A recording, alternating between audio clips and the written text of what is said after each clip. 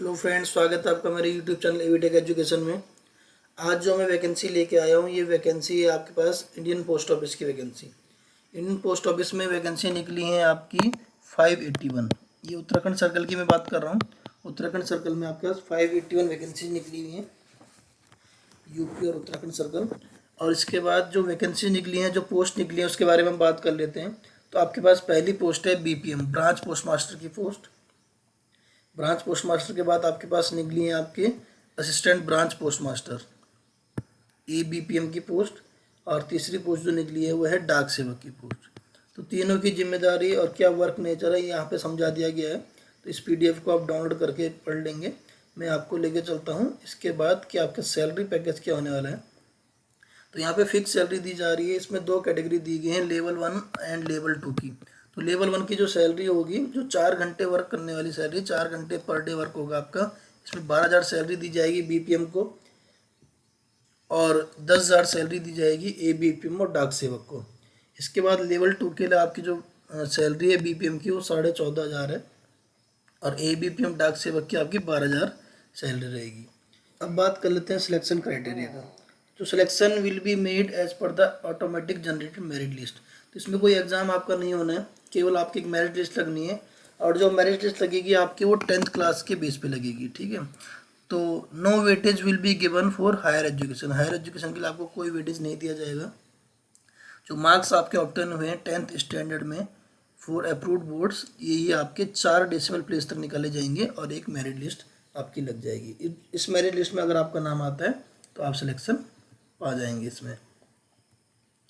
इसके बाद इसमें बात की गई है फीस की। तो जो फीस आपका रहेगा वो 100 रुपये रहेगा।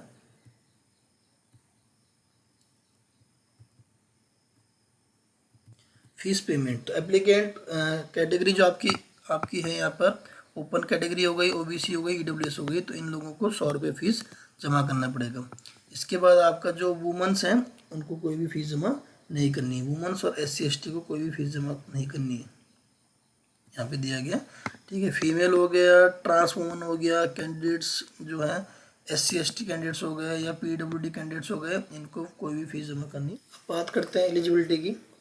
तो एज आपको दी गई है, मिनिमम एज आपकी रहेगी 18 ईयर्स और मैक्सिमम एज आपकी रहेगी 40 ईयर्स, ठीक है। तो ये एज आपको कैलकुलेट करनी है, ये करनी है जो नोटिफिकेशन की डेट है आपकी 23 अगस्त 2021। इससे आपको ये डेट कैलकुलेट करनी है, आपकी एज कैलकुलेट करनी है। एज में कुछ छूट भी दी गई है।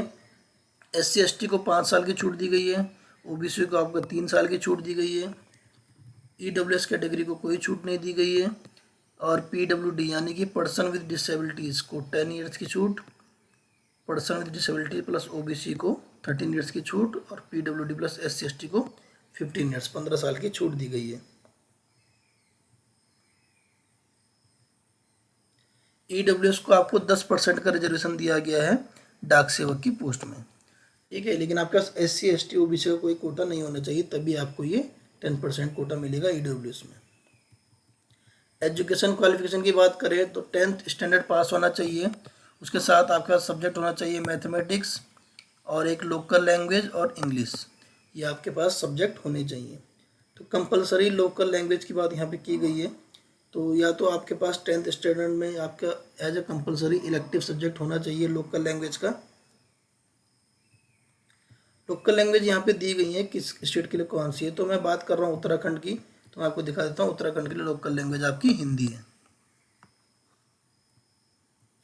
इसके बाद बेसिक कंप्यूटर ट्रेनिंग की बात की गई है, जिसमें आपको 60 दिन का एक कंप्यूटर कोर्स होना बहुत अनिवार्य है। और ये कंप्यूटर कोर्स आपका कहाँ से रहेगा, ये कंप्यूटर कोर्स आपका सेंट्रल गवर्नमेंट, स्टेट गवर्नमेंट या कोई यूनिवर्सिटी है, बोर्ड्स है, कोई प्राइवेट इंस्टीट्यूशन भी दे सकता है। लेकिन इसके बाद आपको बेसिक कंप्यूटर जो सर्टिफिकेट है वो आपके पास होना चाहिए, और मिनिमम 60 डेज का ये होना चाहिए। इसके बाद रेसिडेंस की बात की गई, तो इसमें सबसे पहली बात ये की गई है कि जो BPM पोस्ट है, जो भी आदमी BPM के लिए अप्लाई कर रहा है, वो प्रोवाइड कराएगा accommodation for the branch post office, ठीक है। तो उसका ब्रांच पोस्ट ऑफिस को एकोमोडेशन आपका प्रोवाइड कराने का होना चाहिए। किसी भी पंचायत घर में वो दे सकता है, ग्राम पंचायत में दे सकता है, या आपका जो भी प्रॉपर अपना हाउस दे सकता है या एक रेंटेड हाउस एकोमोडेट कर सकता है।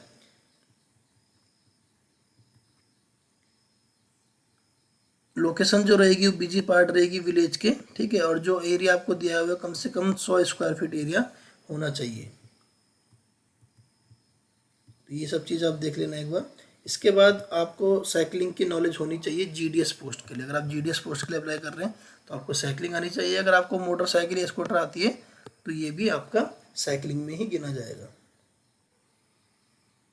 अब सिक्योरिटी की बात हुई है तो on engagement as GDS the person so engaged should be required to furnish security in such manner. तो जो जीडीएस पोस्ट है उसको एक सिक्योरिटी जमा करनी पड़ेगी। The existing security amount in case of branch postmaster and other approved categories of GDS is ABPM and डाक सेवक इज 1 लाख रुपए। तो 1 लाख रुपए की सिक्योरिटी आपको जमा करनी पड़ेगी। ये सिक्योरिटी जमा होती है क्योंकि अगर आप कोई पार्सल आया ये सब लेके आप जा रहे हैं तो आपकी एक सिक्योरिटी पोस्ट ऑफिस के पास जमा होनी चाहिए।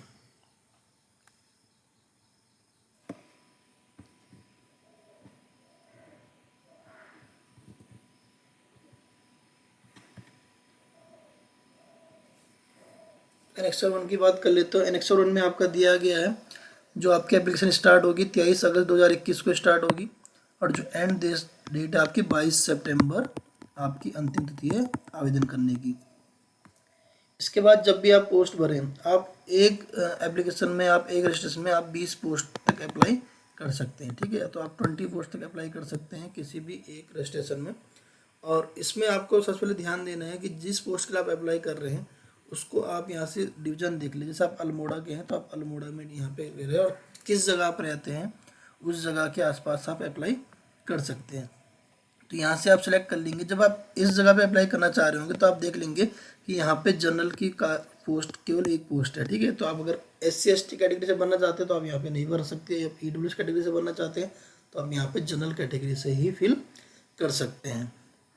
और सपोज आप जैसे SC कैटेगरी से फिल करना चाह रहे हैं तो आप इस पोस्ट के लिए फिल करना चाह रहे हैं तो आप यहाँ पे GDS PPM पोस्ट के लिए ही फिल कर सकते हैं, लेकिन आप SC कैटेगरी से फिल कर सकते हैं। आप जनरल कैटेगरी हैं तो आप यहाँ पे फिल नहीं कर सकते। इसके आगे सैलरी भी लिखी हुई है। तो जब भी आप पोस्ट सिलेक्शन करें आप इस एनेक्सर A को जरूर देख लें। इस एनेक्सर A से ही आप अपने पोस्ट को पहले डिसाइड करें।